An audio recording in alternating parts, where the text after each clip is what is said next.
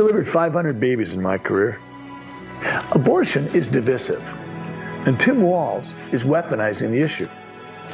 In Minnesota, it's a protected constitutional right, and no governor can change that. And I'm not running to do that. I'm running because we need safe streets, excellent schools, parental rights, and more money in the family budget. That's what I'll fight for. Let's focus on the issues that matter. Let's focus on this brand new squirmy baby. It's in my hands. That's Dr. Scott Jensen. I guess I point out he's running for governor there in Minnesota. And if you notice in that ad, it seems a little backtracky. Hey, I'm not against abortion. This is such a divisive conversation. Let's talk about something else. Says a Republican candidate for governor in 2022. Hey, I don't want to talk about abortion rights. I don't want to talk about that at all. You were talking about it, all you guys were talking about it pretty well when the Supreme Court voted and rid of Roe versus Wade. You're not talking about it anymore. I think it's because they're checking those political wins and they actually never gave a damn in the first place. By the way, the reason he might be saying this is because he said things like this in the past that this one particular ad pointed out. Here's that same doctor. If you were governor, would you try to impose new restrictions on abortion, or would you try to ban it outright? I would try to ban abortion. I don't even know where to start with that. It's awful. It makes me furious. No politician should make decisions like that for me. It is incredibly dangerous to ban abortion. A woman should not be criminalized for having an abortion. It's very alarming. Scott Jensen is extreme. Incredibly extreme. Scott Jensen's plan is too extreme for Minnesota. Body blow, body blow. So from when that particular group put that out, here's the full quote from Jansen that they point out in that article. At one point, when he was running in a crowded Republican field primary, he said, I think that we're basically in a situation where we should be governed by pro-life. There's no reason for us to be having abortions going on.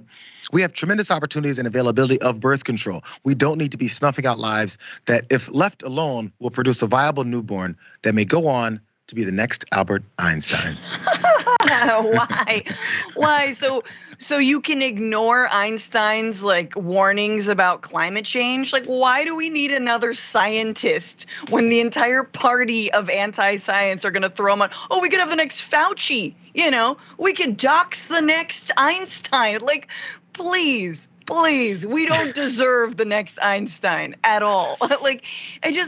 And also, can I say, I hope that family, whoever family that baby belongs to, made a lot of money, because that's the only way I would ever trust that dude with a newborn baby who clearly they took out all the cries, because that baby is not happy.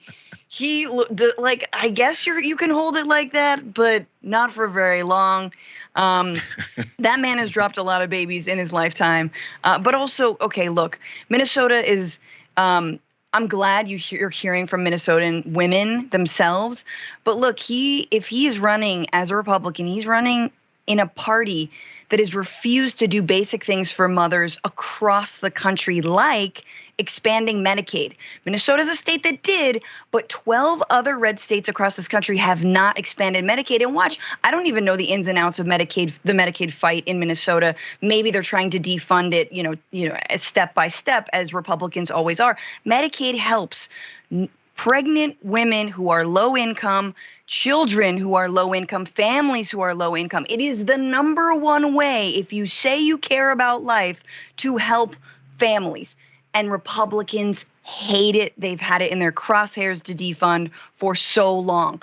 So show me your plan. Marco Rubio got a plan that you borrow money for paid maternity leave? Get out of here, man. None of it makes any sense. Okay, so one small part about this, because as he pointed out in the ad where he's trying to backpedal, because again, he's noticing people point out the special elections that people expected Republicans to win are going Democratic. People are also noticing as we're going to the polls, they're not so sure that they're going to be taking over Congress like they had previously thought before. There was such a layup, partially because of this issue that they thought they were just going to blow by. I'm not sure why they thought that. But as he mentioned in that ad, he said it's a protected constitutional right when it comes to Minnesota being access to reproductive services like that. And he says, I don't want to do that. I don't want to deal with any of that because I can't anyway. Here's that thing. Here's that part about Minnesota that he's talking about with the Supreme Court decision there, specifically in that state. In Minnesota, this is not a graphic, you guys, but this is off of this article. In Minnesota, abortion will remain legal because of a 95 Minnesota Supreme Court ruling that said abortion was protected in the state constitution. Only a constitutional amendment approved by the state legislature and voters or the Supreme Court could change that. Neither is likely to happen.